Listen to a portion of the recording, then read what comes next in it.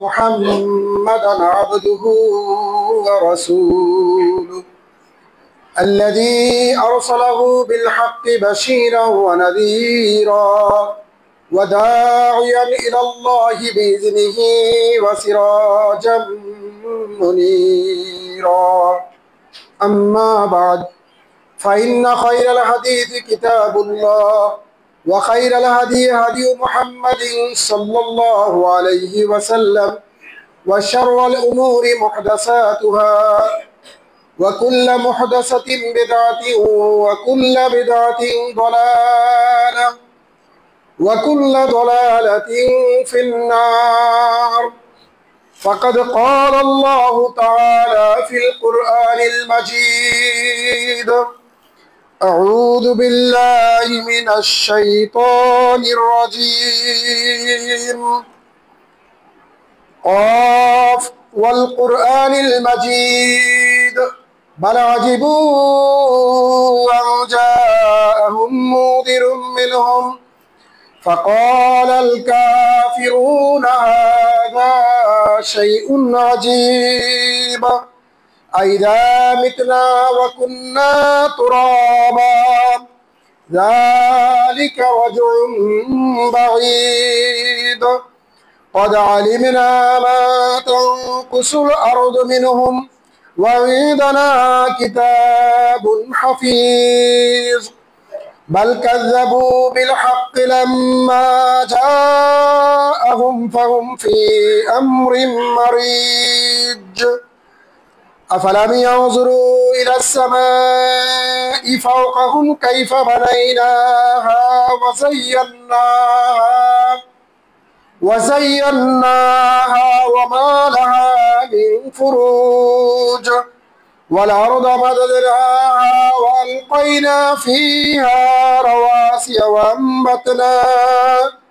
وأنبتنا فيها من كل زوج بهيج تبصرة وذكرى لكل عبد منيب ونزلنا من السماء ماء مباركا فأنبتنا به جنات وحب الحصيد والنخل باسقات لها طلع نضيد رزقا للعباد وأحيينا به بلدة ميتا كذلك الخروج كذبت قبلهم قوم نوح وأصحاب الرس وثمود وعاد وفرعون وإخوان لوط وأصحاب الأيكة وقوم تبع كل كذب الرسل فحق وعيد أفعينا بالخلق الأول بل هم في لبس من خلق جديد ولقد خلقنا الإنسان ونعلم ما توسوس به نفسه ونحن أقرب إليه من حبل الوريد إذ يتلقى المتلقيان عن اليمين وعن الشمال قعيد ما يلفظ من قول إلا لديه رقيب عتيد وجاءت سكرة الموت بالحق ذلك ما كنت منه تحيد ونفخ في الصور ذلك يوم الوعيد وجاءت كل نفس معها سائق وشهيد لقد كنت في غفلة من هذا فكشفنا عنك غطاءك فبصرك اليوم حديد وقال قرينه هذا ما لدي عتيد ألقيا في جهنم كل كفار عنيد مناع للخير معتد مريب الذي جعل مع الله إلها آخر فألقياه في العذاب الشديد قال قرينه ربنا ما أطغيته ولكن كان في ضلال بعيد قال لا تختصموا لدي وقد قدمت إليكم بالوعيد ما يبدل القول لدي وما أنا بظلام للعبيد يوم نقول لجهنم هل امتلأت وتقول هل من مزيد وأسلفت الجنة للمتقين غير بعيد هذا ما توعدون لكل أواب حفيظ من خشي الرحمن بالغيب وجاء بقلب منيب ادخلوها بسلام ذلك يوم الخلود لهم ما يشاءون فيها ولدينا مزيد وكما هلكنا قبلهم من قرن هم أشد منهم بطشا فنقبوا في البلاد هل من محيص إن في ذلك لذكرى لمن كان له قلب أو ألقى السماء وهو شهيد ولقد خلقنا السماوات والأرض وما بينهما في 6 أيام وما مسنا من لغوب فاصبر على ما يقولون وسبح بحمد ربك قبل طلوع الشمس وقبل الغروب ومن الليل فسبحه وأدبار السجود واستمع يوم ينادي المناد من مكان قريب يوم يسمعون الصيحة بالحق ذلك يوم الخروج إنا نحن نحيي ونميت وإلينا المصير يوم تشقق الأرض عنهم سرارا ذلك حشر علينا يسير نحن أعلم بما يقولون وما أنت عليهم بجبار فذكر بالقرآن من يخاف وعيد সম্মানিত মুসল্লিয়ানে কেরাম মহান আল্লাহ রাব্বুল আলামিনের শুকরিয়া আদায় করছি যে আল্লাহ রাব্বুল আলামিন আমাদেরকে সুস্থতার সাথে পবিত্রতম এই গুরুত্বপূর্ণ ইবাদত সালাত এবং সালাতুল জুমার এই খুতবা শোনার প্রারম্ভে মসজিদে একত্রিত হওয়ার সুযোগ দান করেছেন এজন্য আমরা সবাই পড়ি আলহামদুলিল্লাহ। প্রিয় নবীজির শানে দরুদ এবং সালাম, যেই নবীজি পুরো কোরআনিক লিটারেচারকে তার জীবদ্দশায় চমৎকারভাবে তার বিধানাবলীকে বাস্তবায়ন করে কিয়ামত পর্যন্ত আগত প্রজন্মের জন্য উজ্জ্বল একটি চমৎকার আকর্ষণীয় জীবন ব্যবস্থাপনা রেখে গিয়েছেন, উত্তম আদর্শ এবং মডেল তৈরি করে গিয়েছেন, সেই প্রিয় নবীজির শানে আমরা সবাই করি আল্লাহুম্মা সাল্লি আলাইহি আল্লাহুম্মা বারিক আলাইহি। প্রিয় ভাই এবং বন্ধুগণ, আজকে আমরা সমকালীন একটি গুরুত্বপূর্ণ বিষয় নিয়ে আপনাদের সামনে আলোচনা করব।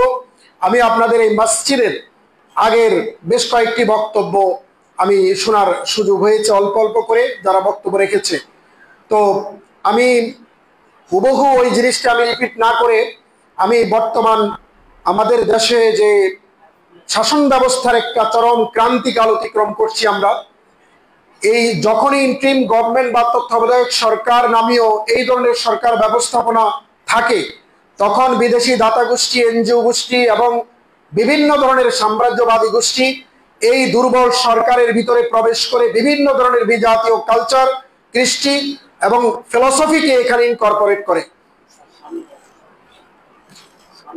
তারই একটি ধারাবাহিকতায় আপনারা জানেন যে আমাদের প্রফেসর ডক্টর ইউনূস সরকারের এই সময় আপনার বিভিন্ন ধরনের সংস্কার কার্যক্রমের উদ্যোগ গ্রহণ করেছে, তার একটি হলো নারী সংস্কার।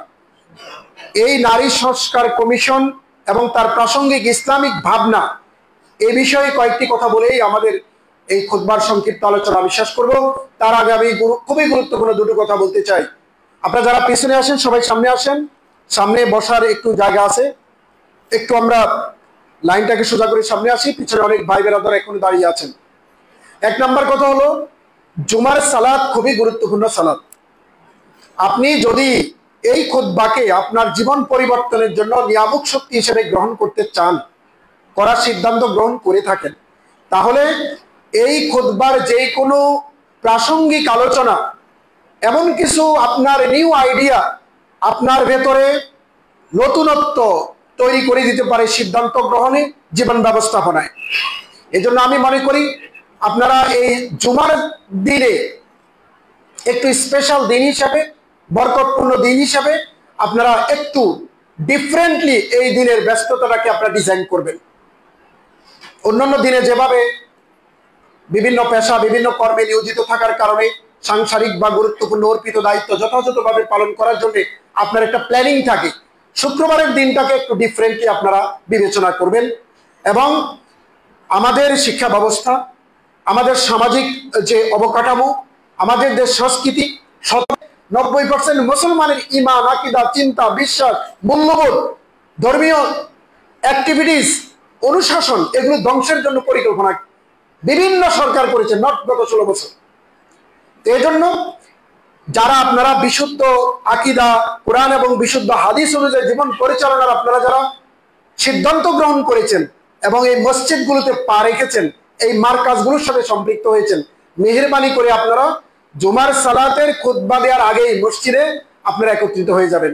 এই পাটের ভাগে আমি খুতবা দিই যাত্রাবাড়িতে, ধনিয়া কলেজের পাশে।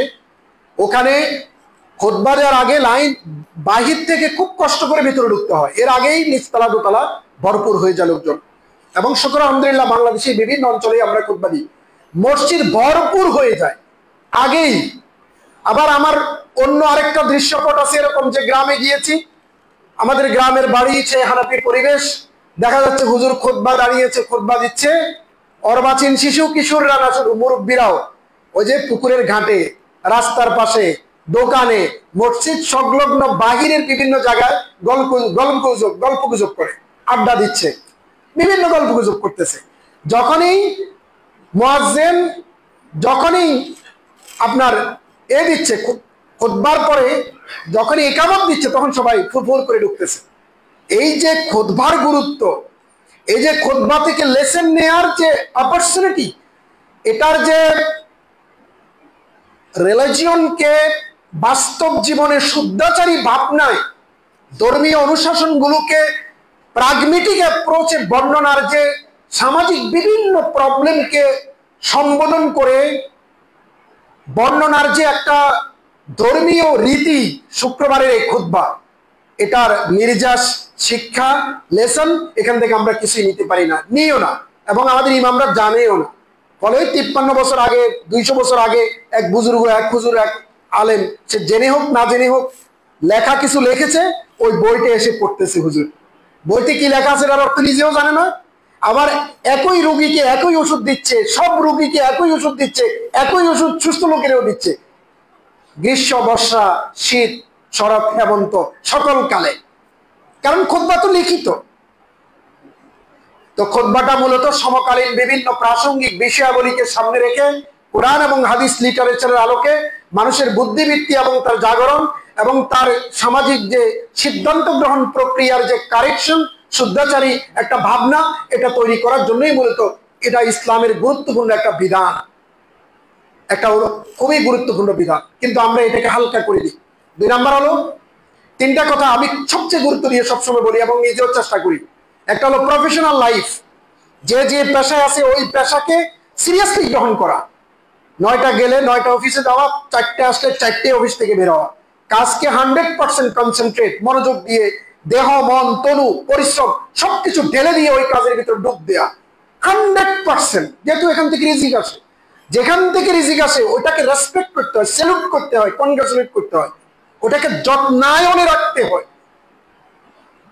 হালকা হালকা, দর্শি দর্শি, কোন রকম দায়সারা গোছের বিরক্ত নিয়ে অর্ডার করলে করবো, নচেত এরকম হলে কখনো সফলতা আসে না, পদোন্নতি হয় না, স্বাচ্ছন্দ্যে কাজ করা যায় না, এবং রিলায়েবল, নিজেকে অনিবার্য করা, গুরুত্বপূর্ণ করা, নিজেকে ওই জায়গায় বিশ্বস্ত করা, এটা আর গড়ে ওঠে না। 2 নাম্বার হলো পরিবার, পরিবারকে সময় দেয়া, পরিবারকে সময় দেয়া, ছেলে মেয়ে, নাতিপুতি, এদের কাছে নিজের অতীত ইতিহাস, অতীত ব্যর্থতা, অতীত কষ্ট, প্রত্যাশার প্রাপ্তির যোজন যোজন পার্থক্যগুলোকে সবসময় কাছাকাছি বলা, তাহলে একই চেতনায় ছেলে মেয়ে নিজের ভাবনায় গড়ে উঠবে।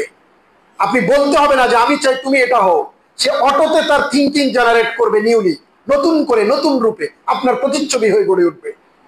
3 নাম্বার আরেকটা হলো এই যে মার্কাজ, এই যে হালাকা, সৎসঙ্গে থাকা, সংজ্ঞায়ন। জীবনের সংজ্ঞায়ন খুব গুরুত্বপূর্ণ, সংজ্ঞায়ন খুবই গুরুত্বপূর্ণ। মানুষ তার অনুসারী অনুগামী বন্ধু বান্ধব দ্বারা প্রচন্ড রকমের প্রভাবিত হয়, প্রচন্ড রকমের প্রভাবিত হয়। তো আপনি কার সাথে চলেন, কাকে ভালোবাসেন, কে আপনার জীবন যাপনে, পরামর্শ গ্রহণে বা বিভিন্ন সিদ্ধান্ত গ্রহণে প্রভাব বিস্তারক গুরুত্বপূর্ণ ইন্ডিকেটর হিসেবে ভূমিকা রাখে, that is also very important. এই জন্য এই যে এই মসজিদগুলো, এই মার্কাজগুলো, এই দিনী প্রতিষ্ঠানগুলো, এগুলোর প্রতি যত্নায়নের মানসিকতা রাখতে হয়, যে যত্ন নেয়া। এখানে টাকা দিয়ে, পয়সা দিয়ে, সময় দিয়ে, এখানে আরো ইনোভেটিভ, আরো ভালো, আরো মানে কার্যকর বিভিন্ন অ্যাক্টিভিটিস এর ভিতর দিয়ে ইসলামাইজেশন অফ নলেজটাকে এবং ইসলামের শুদ্ধাচারী ভাবনা, থিঙ্কিং, ফিলোসফি, এটার সামাজিকীকরণকে এনশিওর করা। এটা জাস্ট দায়সারা গোছের আসছি, নামাজ পড়ছি, চলে গেছি, আসছি, জুমার নামাজ পড়ছি, চলে গেছি, এরকম নয়। বরং এই জায়গাটার যত্ন, যত্ন জীবনে খুব গুরুত্বপূর্ণ। গাছ লাগিয়েছেন, পানি দেন না, গাছ থাকবে না। ভালো ধারালো ছুরি নিছেন, আপনি জং টং সব ঠিকঠাক করে নিয়ে আসছেন কুমারের দোকান থেকে, রেখে দিয়েছেন, যত্ন না নিলে কোনো কিছুই থাকবে না ঠিকঠাক মতো। তো এই জন্য এখানে আমি মনে করি সালাতের, যখনই সালাতের আপনার 2 দিকে সালাম ফেরানো হবে, মেহরবানি করে কেউ উঠবেন না। সবাই যে যতটুকু পারেন এখানে আপনাদের মরে যাওয়া, অতীত হয়ে যাওয়া, কবরস্থ এবং সমাধিস্থ হওয়া পিতামাতার আত্মার মাগফিরাতের জন্য সাদাকা করবেন। নিজের ছেলে মেয়েদের সুস্থতার জন্য আপনারা টাকা ডোনেট করবেন। এবং সাদাকা, ইন্না সাদাকা লা তুতফি গাদাবার রাব, আল্লাহর পক্ষ থেকে আপতিত বিপদ, সাদাকা এটা আবার আকাশে ঠেলে উপরে উঠে নিয়ে, এত গুরুত্বপূর্ণ। কোরআনে সাদাকাকে ইনফাক ফি সাবিলিল্লাহর ভাষায় বলা হয়েছে, আতুজ যাকাতের ভাষায় বলা হয়েছে, সাদাকা হিসেবে বলা হয়েছে। লান তানালুল বির হাত্তা তুনফিকু মিম্মা তুহিব্বুন, ওই আয়াতে ইনফাক ফি, তুনফিকুন, ইউনফিকুন, এই সমস্ত ভার্সেটাইল ডাইমেনশনাল অ্যাপ্রোচ এটাকে ডিজাইন করা হয়েছে। এবং 6টা সেগমেন্টে এটাকে ডিজাইন করেছে আল্লাহ। কিভাবে বলেছে? রাতে দান করো, দিনে দান করো, প্রকাশ্যে দান করো, গোপনে দান করো, সচ্ছল অবস্থায় দান করো, অসচ্ছল অবস্থায় দান করো। বলছে আল্লাহ রাসূল অসচ্ছল অবস্থায় দান মানে, বলছে একটা খেজুর আছে, কিছু খাও, কিছু দান করো। এবং ইসলামটা হলো আসলে দান দাক্ষিণ্যা, অভাব, দরিদ্র, খাওয়া দাওয়া, এটার ধর্ম। মানুষের পেটে খাবার নেই, রাসূলের কাছে যাচ্ছে, রাসূল খাবার দিচ্ছে। রাসূলের খাবার নাই, রাসূল আরেক সাহাবীর দিকে বাসায় যাচ্ছে খাবারের জন্য। তো এই জন্য আমার মনে হয় এই জিনিস, দুটো জিনিস আমি এখানে আপনাদের বিবেচনা রাখলাম। একটা হলো আপনারা খুতবা শোনার আগে মসজিদে আসবেন, 100% ভরপুর থাকবে। 2 নাম্বার হলো সালাম ফেরানোর পরে কোনো লোক এখান থেকে বেরোবেন না টাকা না দিয়ে। আপনারা নিয়োগ করবেন আগামী সপ্তাহে আমি এটা সাদাকা করব। আল্লাহ যে আপনাকে সুস্থ রেখেছে, আপনার অঙ্গ প্রত্যঙ্গগুলো সচল রেখেছে, আপনার যে দুরারোগ্য কোনো ব্যাধি হয় নাই, আপনার পরিবারে কারো যে লিভার সিরোসিস হয় নাই, কারো যে এখনো প্রতিনিয়ত আপনার ডায়ালাইসিস করতে হয় না, বডি ঠিক আছে, হার্ট ঠিক আছে, ব্রেন ঠিক আছে, পালমোনার এভরিথিং ইজ ওকে, ছেলেগুলো সুস্থ। আপনি কি জানেন সেরিব্রাল পালসি, যে সমস্ত ফ্যামিলিতে সন্তান আছে cerebral palsy, challenge baby, disable, তারা তাদের এক একটা দিন এক একটা বছর হিসেবে যায়, এক একটা দিন এক একটা কিয়ামত।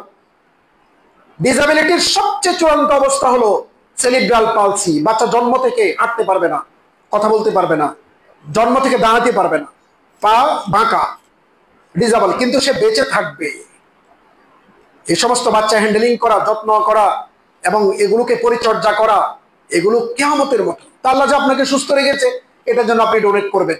এবং এই ডোনেট, এই মসজিদের ডোনেশন, এটা আপনার শুধু মর্যাদাকেই বাড়াবে না, আপনার মানসিক উৎকর্ষতা, চিন্তার যে ধন্যতা, সবচেয়ে বড় প্রবলেম হলো মানুষের চিন্তার ধন্যতা। আমি কি আমার কথা বুঝাতে পেরেছি? আপনি সঠিক সময় সঠিক কাজ সঠিকভাবে করতে না পারাটা, মনোজগতে সেটা না থাকাটা, এটা হলো চিন্তার ধন্যতা। ভাবনার আপনার জড়তা, আপনার যে সাহস দরকার, বুদ্ধিদীপ্ত চেতনা দরকার, যেখানে যেটা ওয়াজা শাইফি মাহাল্লিহি, যেখানে যেটা, এগুলো আল্লাহর পক্ষ থেকে বিশেষ দান। আল্লাহ এই একদিকে দান করবেন আল্লাহ, আপনি আল্লাহর জন্য, আল্লাহ আপনাকে অন্য দিক থেকে দান করবে। অনেক মানুষ 3 লাখ 4 লাখ টাকা ইনকাম করে, কিন্তু ফ্যামিলিতে সুখ নাই। মেয়ে প্রেম করে চলে গেছে, স্বামী স্ত্রী পরকিয়া করে, অথবা গবেট ছেলে মেয়ে হয়েছে, অথবা ছেলে মেয়ে ড্রাগ নেয়, বুঝেন নাই, বিভিন্ন ধরনের অসুখ, অথবা এমন জায়গায় জমি ইনভেস্ট করেছে, শত্রু সম্পত্তি, খাস জমি আগে বিক্রি হয়ে গেছে, ভ্যারাইটিস টাইপের প্রবলেম।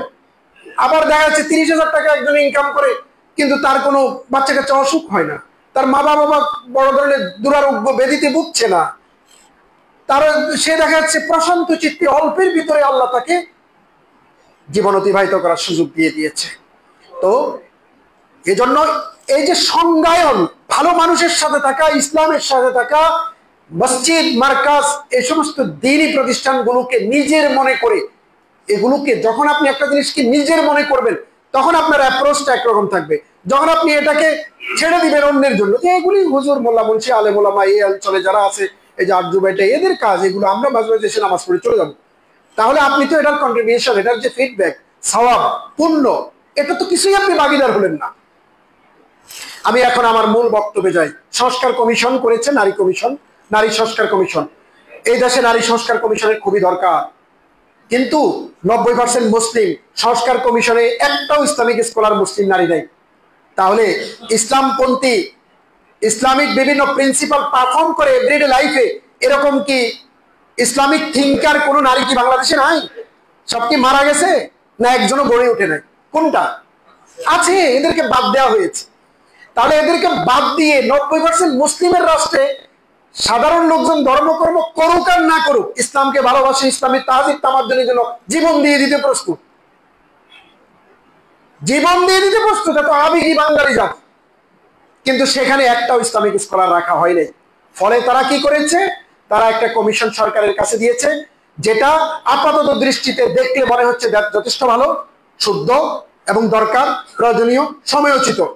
কিন্তু যখন আপনি ইসলামিক প্রিন্সিপালের দৃষ্টিতে এটাকে দেখবেন, ইসলামিক চেতনার দৃষ্টিতে যখন এটাকে আপনি ভাববেন, ইসলামিক কোরআন এবং হাদিস লিটারেচারের অনুযায়ী যখন আপনি এটাকে বিশ্লেষণ করবেন, তখন দেখবেন যে এটার সাথে মুসলমানদের ঈমান আকীদার সাথে, কোরআন এবং হাদিসের সাথে সবগুলোই, অধিকাংশগুলোই সাংঘর্ষিক। অধিকাংশগুলোই এগুলো এই দেশের জন্য নয়। ইউরোপিয়ান কালচার, বিজাতীয় সংস্কৃতি, আপনার অন ইসলামিক তাহজিব তামাদ্দুন, জড়বাদী, বস্তুবাদী, ভোগবাদী এবং বৈশ্বরবাদী যে চেতনা, এই চেতনা যদি আপনি মুসলিম দেশে ইনকর্পোরেট করেন, তাহলে কি এটা সময়োচিত হবে, সঠিক হবে? এটাতে কখনো কল্যাণ আসবে না।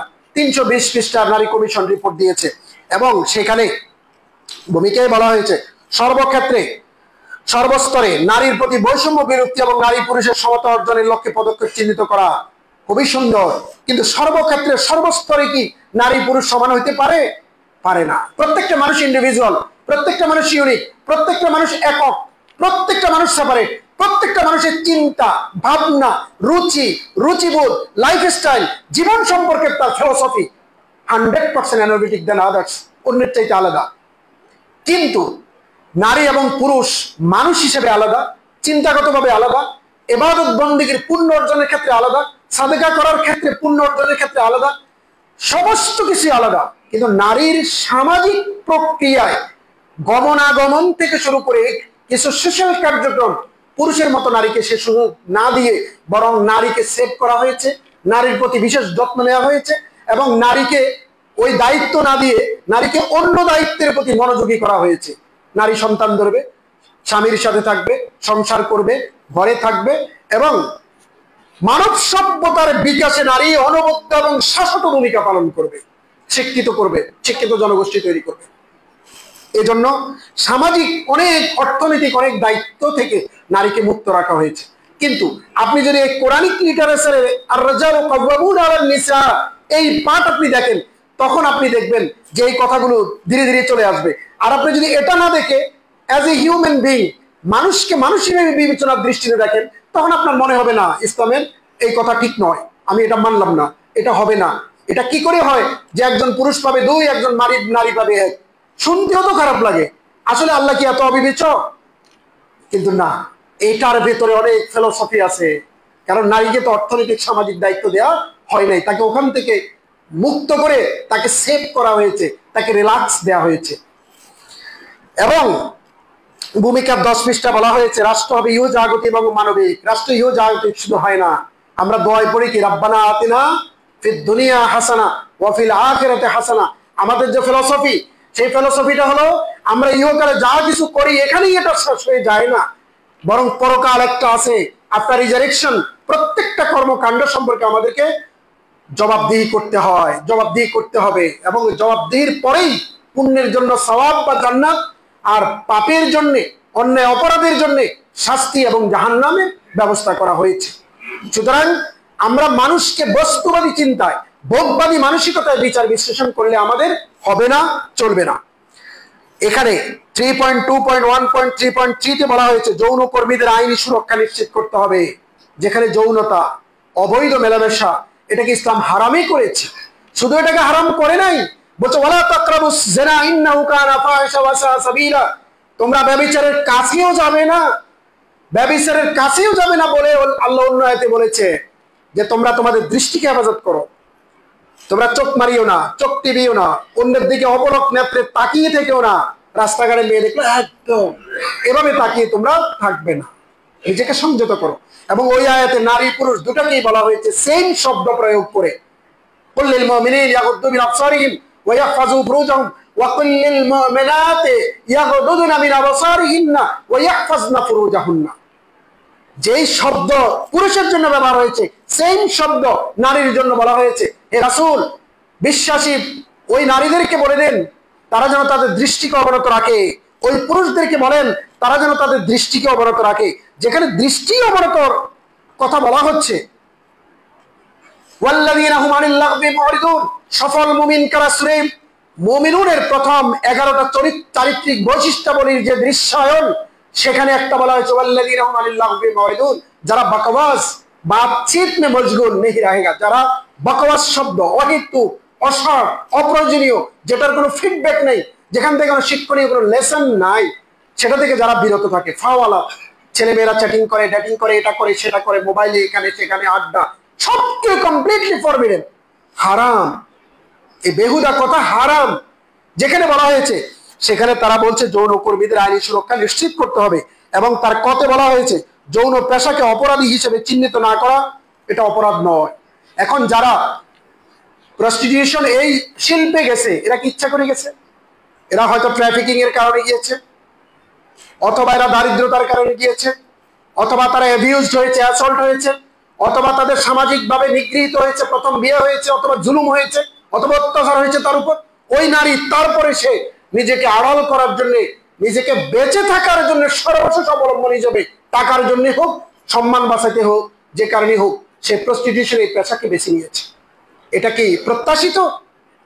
আমি কি বলবো ডাকাতিকে অধিকার দিতে হবে যাতে করে সে ডাকাতি হৃষ্টপুষ্ট ভাবে করতে পারে?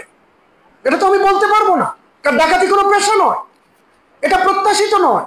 এটাও বিভিন্ন কারণে ঘটে থাকে, সামাজিক অনিজ্জার কারণে, অনিজ্জতার কারণে, ইনসাফ ভিত্তিক সমাজ প্রতিষ্ঠা না হওয়ার কারণে, বঞ্চিত শ্রেণীর প্রতি রাষ্ট্রীয় প্রণোদনা না থাকার কারণে, অশিক্ষার কারণে, এবং পিতামাতার নৈতিক স্খলনজনিত কারণে হয়, অথবা পিতামাতার আদর যত্ন অবহেলা, আদর যত্ন না থেকে চরম অবহেলার শিকার হওয়ার কারণে, বিভিন্ন কারণে শিশু কিশোররা ওই দিকে পা বাড়ায়। মানুষ জন্মগতভাবে শুদ্ধাচারী, মানুষ জন্মগতভাবে ইতিবাচকতা নিয়ে বেড়ে ওঠে, জন্মগতভাবে মানুষ নিজের বোধ, বুদ্ধি, চিন্তা সবকিছুতে ইতিবাচক ধারণা নিয়ে এসে বেড়ে উঠে, লালন করে। একটা লোক চরম অপরাধী, তারপর তাকে একান্তভাবে তার কাছে জিজ্ঞেস করলে সে বলবে what I have done actually that was completely mistake, যেটা আমি করেছি এটা ঠিক করি না, ভুল করেছি। এবং সেও অন্য লোকের কষ্ট দেখে তারও অন্তর কাঁদে, সেও মন খারাপ করে। তর্কের কারণে তর্ক, গল্পের কারণে গল্প, বিভিন্ন কারণে আমরা তর্ক করি, মতদ্বৈত করি, মত পার্থক্যতে আমরা বিভিন্ন ধরনের আর্গুমেন্টে যাই। কিন্তু বেলা শেষে যখন একান্তভাবে নিজে চিন্তা করি, তখন বুঝতে পারি আসলে আমি যা বলেছি আমার চাইতে আমার প্রতিপক্ষটাই সঠিক বলেছে। মানুষের এই যে সেন্সটা, এটা আল্লাহ জন্মগতভাবে দিয়েছে। তাহলে তারা বলেছে শ্রম আইনে একে স্বীকৃতি দিতে হবে, এটাকে শিল্প হিসেবে স্বীকৃতি দিতে হবে।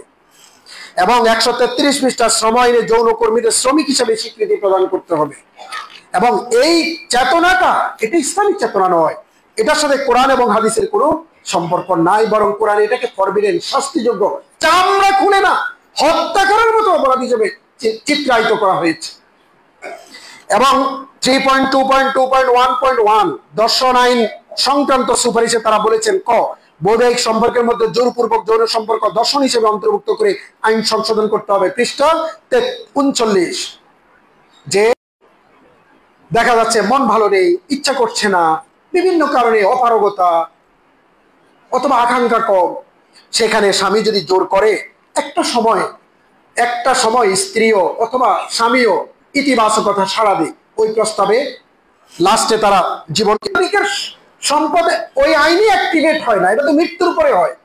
আর জীবদ্দশায় সকল সম্পত্তি বন্টন করা এটা হলো পরিপূর্ণরূপে হারাম, পরিপূর্ণরূপে হারাম। কোরআনের অন্য আয়াতে আল্লাহ বলছেন, ওয়ালা তুলকু বিআইদিকুম ইলা তাহলুকাতি ওয়াহসিনু, তোমরা তোমাদের নিজেদেরকে হুমকিতে ফেলো না, ধ্বংসের প্রান্ত সীমায় নিজেদেরকে নিয়ে যেও না। এই জাতীয় বিশ্ববিদ্যালয়ের এক প্রফেসরের কাহিনী, ছেলেদের মাঝে টোটাল মরে গেলে উত্তরাধিকারী সম্পত্তি হবে, মরে গেছে মনে করে সকল সম্পত্তি বন্টন করে দিয়েছে ছেলে মেয়েদের মাঝে, 6 জনের মাঝে। নিজে আছে ছোট ছেলের বাসায়, সবাই ফ্ল্যাট এবং বিভিন্ন কোম্পানিকে দিয়ে ফ্ল্যাটে উঠে গেছে, কিন্তু এখন নিজের স্ত্রীর আকাঙ্ক্ষা যে এখানেও সে ডেভেলপমেন্ট কোম্পানিকে দিবে, কিন্তু বাবা যে আছে, বাবা বলতেছে এই ঘর, এই সংসার, এখানে ছোট্ট গাছ তোর মা লাগিয়েছিল সেকালে, আজ তোর মা নেই। তার স্মৃতি বিজড়িত অতীত ইতিহাস সে বলতে পারে না, পুরনো জরাজীর্ণ ওই বিল্ডিং এ তার আপন, আমার মৃত্যুর পরে তোরা করিস। কিন্তু ছেলের বক্তব্য বলে না, সবাই তো করে ফেলছে, আমার বাইরে আমি কেন করব না, বাস বের করে দিয়েছে। এরকম বহু ঘটনা আছে। এজন্য জীবদ্দশাতে সেটা বন্টন হয় না। এখন প্রশ্ন হলো, তাহলে আল্লাহ কিভাবে একজন পুরুষকে 2 আর একজন কন্যাকে 1 দিলেন? ইসলাম হলো complete, comprehensive, dynamic code of life, এটা পরিপূর্ণ জীবন ব্যবস্থা। এটাকে একদর্শী চেতনায় দেখলে ইসলামের পরিপূর্ণ রূপ আপনার সামনে উঠে আসবে না। যারা নারীবাদী, যারা প্রগতিবাদী, এদের জীবন যাপনের সাথে ইসলামের কোনো সম্পর্ক নাই। কোরআনিক লিটারেচার এরা পড়ে না, এরা 5 ওয়াক্ত সালাত তো এদের নাই, সব এরা সমান সমান মনে করছে, পুরুষ নারী সব সমান সমান। কিন্তু সমান সমান আসলে কি হয়? ইসলামে কেন 2 আর 1 দেওয়া হয়েছে? বিভিন্ন তাফসীর গ্রন্থ এবং ইসলামিক স্কলারদের মতামত হলো, পুরুষ মোহর পায় না, সে মোহর দেয় বিয়ের আগে, নারী মোহর পায়। এবং পিতার ঋণ পরিশোধের দায়িত্ব নারীকে দেওয়া হয়নি, দেওয়া হয়েছে পুরুষ সন্তানটাকে, পুত্র সন্তানটাকে। শুধু তাই নয়, পারিবারিক বাবা রিটায়ারমেন্টে চলে গেছে, অসুস্থ, তার মেডিকেশন, তার সুস্থতা এবং তার খরচ পত্র, এগুলো দেওয়ার দায়িত্ব পুত্র সন্তানের, কন্যা সন্তানের নয়। এগুলোর জন্য অনেক হাদিস আছে, সেখানে বলা হয়েছে এগুলো হলো সাদাকা। আপনি সংসারে পিতার জন্য খরচ করবেন, এটা হলো সাদাকা। আপনার ফুফু বিয়ে হয়েছে, বিধবা হয়ে ফিরে আসছে ভাইয়ের বাসায়, কিন্তু ভাই নাই, ভাইয়ের ছেলের কাছে আছে, কিন্তু ভাইয়ের মেয়ের কাছে যাবে না, আসবে কার কাছে? ছেলের কাছে। এই ছেলে যে ফুফুকে দেখাশোনা করে, এটা তার জন্য সাদাকা। নিজের বোন, 3 জন রেখে বাবা মারা গেলেন, বোনদেরকে বিয়ে দেওয়ার দায়িত্ব বড় বোনের নয়, বরং ভাইয়ের, পুত্র সন্তানের। তাদেরকে আদাব, লেহাজ, শিষ্টাচার, হসনুল খুলুক তাদেরকে শিখিয়ে উপযুক্ত পাত্রস্থ করার যে প্রক্রিয়ার প্রত্যেকটা স্টেপকে সাদাকা হিসেবে বিবেচনা করা হয়েছে, এবং এটাকে দায়িত্ব দেওয়া হয়েছে পুত্র সন্তানের উপর। এবং এইভাবে নারীকে সামাজিক এবং অর্থনৈতিক কোনো গুরুত্ব ইসলামে বিশেষভাবে দেয় নেই।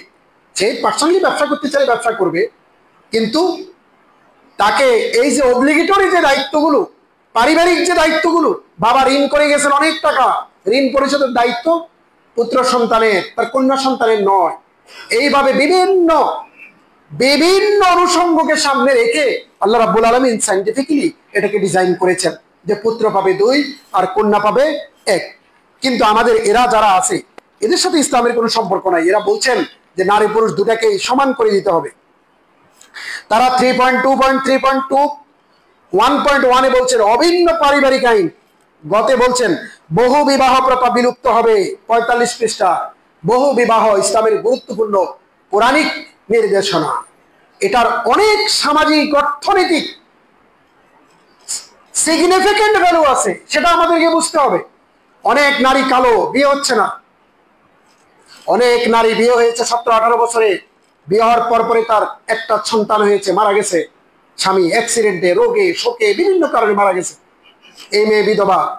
অনেক মেয়ে খুবই সুন্দরী, সে চিন্তা করেছে ডাক্তার, ইঞ্জিনিয়ার, শিল্পপতি, কেউ তাকে বিয়ে করবে বড়, কিন্তু আর তার ভাগ্যে সেটা করে উঠেনি। 35 বছর হয়ে গেছে, এখন সে জুনিয়রও বিয়ে করতে পারে না এবং তার মতো স্ট্যাটাসের উপযুক্ত পাত্র সে পায় না। অনেক পুরুষ 40-42 বছর বয়সে তার প্রিয়তমা স্ত্রীকে হারিয়েছে। তার যদি বড় ছেলে মেয়ে থাকে, তারা বলে না, বাবাকে আর বিয়ে করানো যাবে না, বিয়ে করলে বাচ্চা কাচ্চা হলে আমাদের সম্পত্তিতে অংশীদার হয়ে যাবে, এই জন্য বিয়ে করে না। কিন্তু এই লোকটা যখন অসুস্থ হয়, প্যারালাইজড হয়, বিভিন্ন ধরনের দুরারোগ্য ব্যাধিতে ভোগে, তার স্পেশাল সেবাটা কে করবে? ছেলের স্ত্রী, ছেলের বউ কখনো শ্বশুরের সেবা করতে বাধ্য নয়। আর পুত্র সন্তান বাবার সেবা যত্ন অবশ্যই করবে, কিন্তু এমন কিছু জিনিস, এমন কিছু শারীরিক প্রবলেম, এমন কিছু শরীরের অঙ্গ প্রত্যঙ্গ যেটা পুত্রও দেখার জায়েজ নেই, যেটা স্ত্রী দেখবে। এই সমস্ত অসহায় পুরুষগুলো বিভিন্ন ধরনের অসামাজিক কার্যক্রমে লিপ্ত হয় এবং মনোজাগতিকভাবে তৃপ্তি আর জীবনকে উপভোগ করে তারা মরতে পারে না। কারণ মানুষ 50-60 বছর পরে তার যত না সেক্সুয়াল টেন্ডেন্সি থাকে, তার চাইতে বেশি তার প্রয়োজন হয় সঙ্গ, কথা বলার লোক, পাশে বসালো, অসুস্থ হলে মাথায় হাত রাখার লোক, শীত শীত লাগছে মধ্যরাতে হঠাৎ করে একটা কাঁথা এনে গায়ে দিয়ে দেওয়ার মতো একটা লোক তার খুব দরকার। আর ছেলেরা সবসময় আউটিং এ থাকে, সবসময় বাহিরে থাকে, চাকরির কারণে, ব্যস্ততার কারণে, ব্যবসার কারণে, বিভিন্ন প্রয়োজনে অপ্রয়োজনে বাহিরে থাকে। এই অসুস্থ পিতা মাতা, ধরেন বাপ মারা গেল, 40 বছর 50 বছর বয়সে, এই মা শুধু সেক্সুয়াল টেন্ডেন্সির কারণে নয়, তার তো একটা নিরাপত্তা, তার একটা সাহচর্য, সঙ্গ, এরকম একটা লোকের খুব দরকার হয়। এইভাবে ইসলামের ওই যুগে অনেক সাহাবী যুদ্ধে অবতীর্ণ হতেন। ওই যুদ্ধ ছিল সরাসরি, ওই যুদ্ধ ছিল তলোয়ারের মুখোমুখি যুদ্ধ। বিকলাঙ্গ হতেন, শাহাদাত বরণ করতেন, তাদের স্ত্রী থাকতো, তাদের সন্তান থাকতো। এছাড়াও অনেক এতিম কন্যা আছে, এছাড়াও অনেক বিকলাঙ্গ আছে, হাতেরটা কম, হাতেরটা ছোট, কাটা, বিভিন্ন অঙ্গহানি। এদেরকে যদি সামাজিকভাবে যদি একীভূত করা যায়, তাহলে সামাজিক অনেক অবৈধ কার্যক্রম কমবে, অস্থিরতা কমবে, সামাজিকভাবে এরা মর্যাদা সম্পন্ন হবে। যাদের অর্থ সম্পদ আছে, শারীরিক এবং আর্থিক যাদের ক্ষমতা আছে, তারা এটাকে সামাজিকভাবে তাদেরকে মর্যাদা দিয়ে কাছে টানবে। বিভিন্ন সামাজিক অর্থনৈতিক কারণে একাধিক বিয়েকে ইসলাম পারমিট দিয়েছে, তাও অন কন্ডিশন, আদালত প্রতিষ্ঠা করার শর্ত দিয়ে। কিন্তু আপনি আপনি কে? কোন ঘোড়ার ডিম আপনি জানেন? আপনি এসে বলতেছেন বহুবিবাহ প্রথা বিলুপ্ত করতে হবে। আপনার যদি ভালো না লাগে আপনি করেন না, আপনাকে তো জোর করে নাই। আর বাংলাদেশের মানুষের এমনিতেই বহুবিবাহের সামাজিক প্রচলন তত বেশি নাই। দুইটা শ্রেণীর মানুষ বহুবিবাহে লিপ্ত। একটা শ্রেণী হলো সমাজের প্রান্তিক জনগোষ্ঠী, অভাব অনটনে যারা থাকে, তারা বিয়ে করে যৌতুক নিয়ে, বিয়ে ব্যবসা করে, বিয়ে খেলে, বউ খেলে, এটা একটা গোষ্ঠী। এদের কারণে সবচেয়ে বেশি একাধিক বিয়ের নেগেটিভ ইম্প্যাক্টটা সমাজ জীবনে বেশি পড়ে। আরেকটা শ্রেণী হলো আলেম ওলামা, যারা একাধিক বিয়ের, যারা যোগ্য, টাকা আছে, পয়সা আছে এবং সামাজিকভাবে তারা অত্যন্ত সম্মানিত। মাওলানা কামালউদ্দিন জাফরি সাহেবের 4 স্ত্রী, কাজী ইব্রাহিমের 4 স্ত্রী, তারপরে মামুনুর রশিদের 2 স্ত্রী, এভাবে অনেকেরই আছে। এবং এগুলো ইসলামের এমন কোন নবী রাসূল নেই যাদের একাধিক স্ত্রী ছিল না। এমন খুবই কম সাহাবী ছিল, শতকরা 2%ও ছিল না সাহাবী যারা এক বিয়েতে সন্তুষ্ট ছিল। এবং যুগে যুগে কালে কালে সকল সুপুরুষ, সাহসী, মর্দে মুজাহিদ, সমাজপতি, সবার অনেক স্ত্রী থাকছে। অনেক স্ত্রী আভিজাত্যের ব্যাপার, সামাজিক মর্যাদার ব্যাপার, পরশদীপ্ত চেতনার বহিঃপ্রকাশ। রবি ঠাকুর কয়টা করেছে? 9.3.1.3.5 বলা হয়েছে নারী শিক্ষার্থীদের জড়িয়ে পড়া রোধে বিশেষ পদক্ষেপ নিতে হবে। সেখানে খতে বলা হয়েছে স্কুলগুলোতে নারী শিক্ষার্থী জ্বরে যাচ্ছে, বিশেষ ব্যবস্থা। খতে বলা হয়েছে কিশোরীদের জন্য আত্মবিশ্বাস বৃদ্ধির জন্য নাচ গান চালু করতে হবে। নাচ গান চালু করলে আত্মবিশ্বাসী হয়। গান শুনে ওই দীর্ঘ সময় ধরে ক্রিকেট খেলা দেখে কোনো মানুষের শিল্পবোধ তৈরি হয় না, কোনো মানুষের ক্রিয়েটিভিটির জাগরণ তৈরি হয় না, কোনো মানুষ শুদ্ধাচারী হয় না, কোনো মানুষ ইনোভেটিভ কোনো কাজের প্রতি মনোযোগী হয় না, কোনো মানুষ সৎ সহজ সরল জীবনযাপনের অনুপ্রেরণা শিখে না গান দেখে, নাচ দেখে, দীর্ঘ সময় ধরে খেলাধুলা করে। বরং বিপক্ষ দল যখন জিতে যায় তখন রেগে মেগে আগুন হয়, তখন খারাপ লাগে, তখন কাঁদে, তখন বন্ধুকেও গায়ে হাত তোলে। খেলাধুলা নিয়ে ব্রাজিল আর্জেন্টিনা দিয়ে খেলাধুলা দেখে দেখে মারামারি হয় নাই, এমন ঘটনা কি বাংলাদেশে নাই? কত বলদের গোষ্ঠী, কোথায় আর্জেন্টিনা কোথায় কি, কে কাউকে চেনে না, জানে না। এখানে যাচ্ছে জমি বিক্রি করে 60 ফিট লম্বা পতাকা রাস্তার পাশে ঝুলাই দিয়েছে। কিতনা হি বদতমিজ। তারা নবম অধ্যায়, দশম অধ্যায় 105 পৃষ্ঠা দশম অধ্যায় লিখেছে, শরীর আমার, সিদ্ধান্ত আমার। আপনারা জানেন 1995 সাল 5ম নারী সম্মেলন হয়েছে বেইজিং এ মনে হয়, সেখানে ওইটার প্রতিবাদ্য বিষয় ছিল শরীর আমার, মন আমার, সিদ্ধান্ত আমার। কিসের ঘর, কিসের সংসার?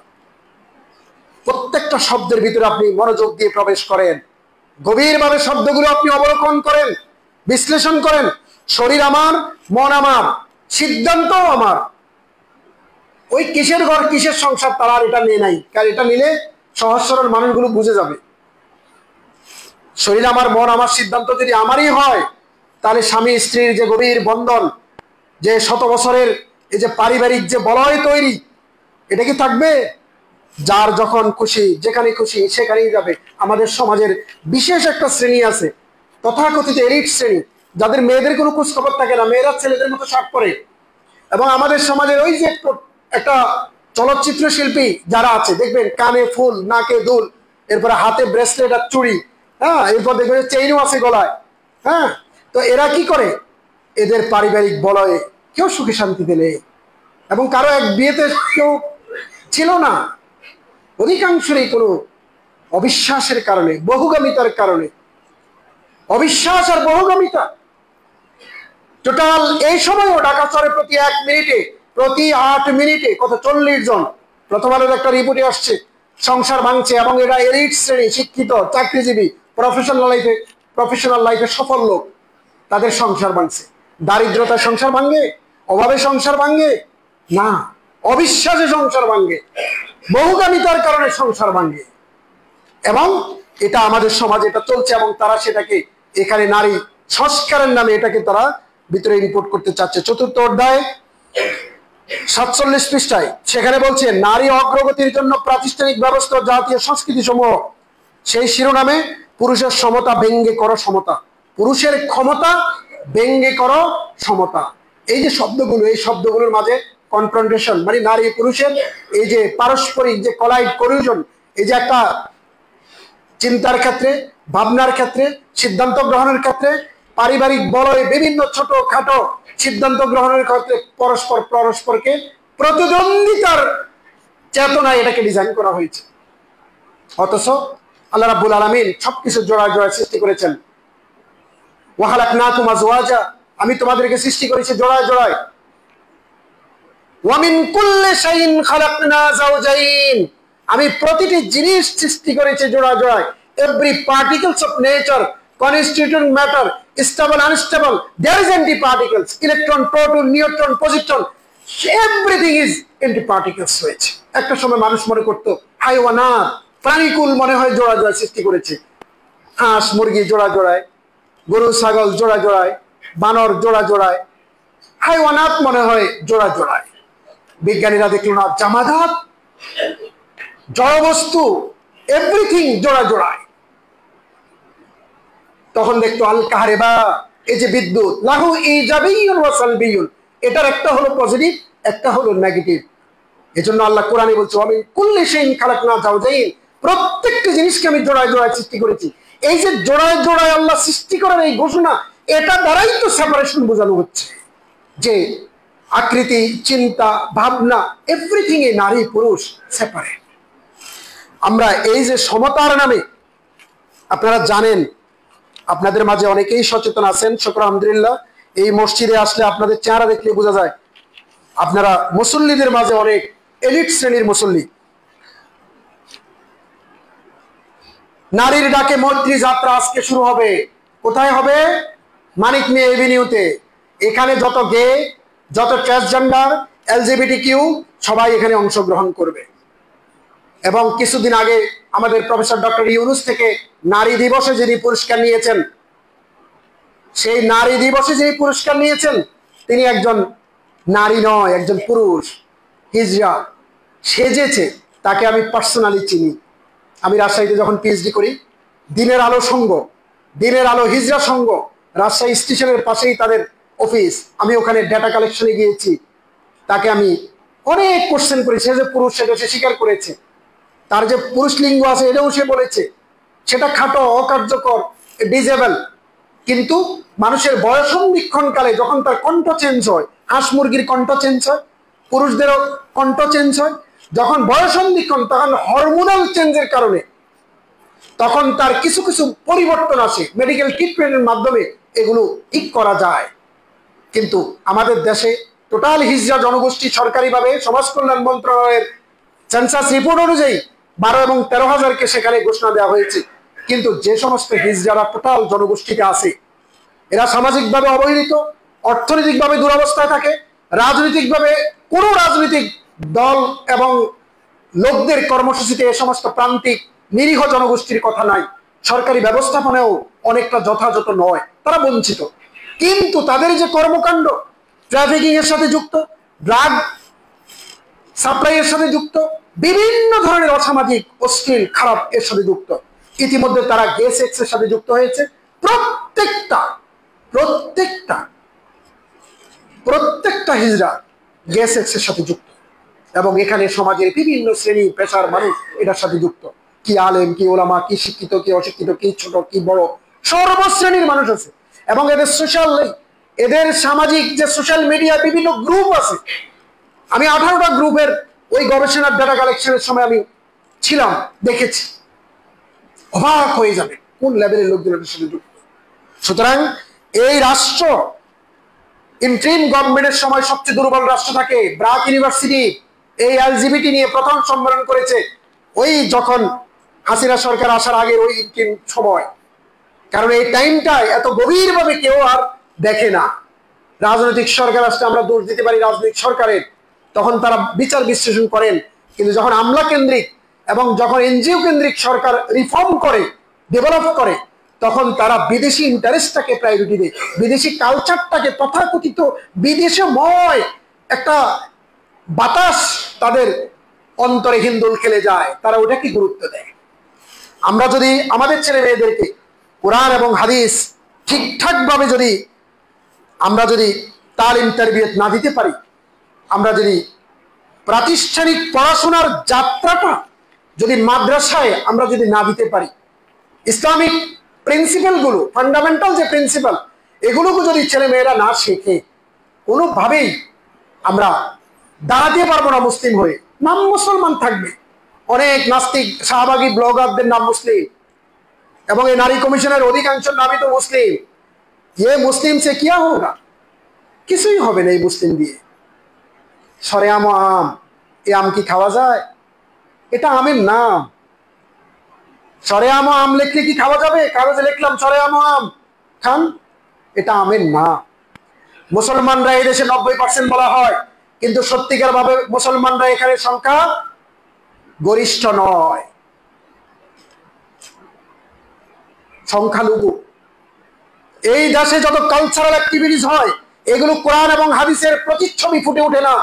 মুসলমানদের চিন্তা চেতনা, ভাবনা, কল্পনা, তাহজিব, তামাদ্দুনকে রিপ্রেজেন্ট করে না। সংস্কৃতির টোটাল অঙ্গন ইসলামিক লোকদের হাতে। এই দেশে যে সরকার কাঠামো, এই দেশে যে শিক্ষা কাঠামো, এই দেশে যে মানে টোটাল রাষ্ট্র ব্যবস্থাপনা, এখানে আলে ওলামা, ইসলামী দেন ধারণা, কোরআন এবং হাদিস লিটারেচারের ছিটিয়ে ফোটাও নাই। আমরা আসলে এখানে চরমভাবে সংখ্যালঘু। তার কারণ আমরা তো সত্যিকার ভাবে নিজেরাও খুব চরম মানের টাউট। যদি ভালো লাগে ইসলামের বিধান মানি, যেটা যেটা ভালো লাগে সেটা সেটা মানি, যেটা যেটা আরাম এবং যেটা যেটা আমাকে নিরাপদ রাখবে সেটা মানি। আমরা হুজুররাই তো কওমি জননী ঘোষণা দিয়েছি, আমরা হুজুররাই তো ঘোষণা দিয়েছি জান্নাতি জান্নাতি, এই মহিলা জান্নাতি, হুজুররাই ঘোষণা দিয়েছে। ফার্সিতে একটা কথা আছে, কুফরাস কাবা বারকিজাত কুজামান মুসলমানি, কাবা ঘরে যদি কুফরি থাকে মুসলমান যাবে কই? এই জন্য আমি মনে করি এই শোনা, আসলেন শুনলেন চলে গেলেন, এটা না। আরে অন্তর্গত প্রাণ শক্তি দিয়ে সিদ্ধান্ত নেন অ্যাকচুয়ালি আপনি কি সত্যিকারের মুসলিম হতে চান কি চান না। যদি চান তাহলে আপনাকে কোরআনিক লিটারেচার এবং হাদিস লিটারেচার ভালোভাবে পড়তে হবে, জানতে হবে। তারপরে আপনি আপনার এই সমাজ, আপনার সামাজিক কাঠামো, আপনার এই পারিবারিক টোটাল যে অবয়ব এবং প্রতিষ্ঠিত বিদ্যমান সোশ্যাল যে টেবু, সোশ্যাল কালচার, এটার সাথে আপনি কম্পারিজন করতে পারবেন। কিন্তু আপনি যদি মূল সোর্স জ্ঞানের কোরআন এবং হাদিসে না পড়েন, এমন অনেক বান্দা আছে এখানে জীবনে একবারও অর্থসহ কোরআন পড়ে নেই এবং না পড়ে নিয়মিত মারা যাচ্ছে, এরকম বহু বলিয়া দমে আছে। আল্লাহ তার উদ্দেশ্যে কি বলতে চাইলেও সে জানলই না, কোনোদিন জানার আগ্রহী তার তৈরি হয়নি। আল্লাহ তার কাছে কি চায়, কিভাবে চায়, কেমন করে চায়, কি প্রত্যাশা করে, সব কোরআনে লেখা আছে। আল কোরআন কালামুল্লাহ, কোরআন আল্লাহর কথা। আপনারা বুদ্ধিমান চিন্তাশীল এই মানুষগুলো যখন রাষ্ট্রীয়ভাবে রাজনৈতিকভাবে বিভিন্ন গুরুত্বপূর্ণ সরকারি বেসরকারি দায়িত্ব পালন করবেন, তখন আপনাদের শুদ্ধাচারী ভাবনাটাই সমাজের বিভিন্ন জায়গায় পজিটিভ ইম্প্যাক্ট ফেলবে। আল্লাহ রাব্বুল আলামিন আমাদের সবাইকে কবুল করুন, বলেন আমিন।